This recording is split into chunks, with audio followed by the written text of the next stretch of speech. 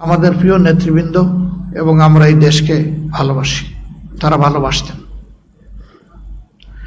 ভালোবাসার জায়গা থেকে তারা চেষ্টা করেছেন দেশের মানুষের জন্য ভালো কিছু করার।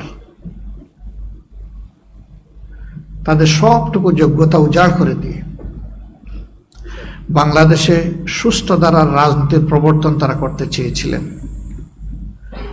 শুধু বিরোধী অবস্থানে রাজপথে নয়, সরকারের ক্ষুদ্র অংশ হওয়ার পরেও সেখানেও গিয়ে তারা চেষ্টা করেছেন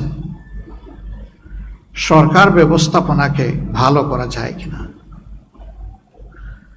2 জন মন্ত্রীর 3টা মন্ত্রণালয়, আপনারাই সাক্ষী।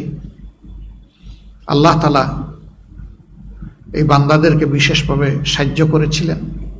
তারা সততা এবং স্মার্টনেসের সাথে পুরা সময় জুড়ে তারা তাদের দায়িত্ব পালন করে এক বিরল প্রমাণ বাংলাদেশের জনগণের জন্য রেখে গেছে।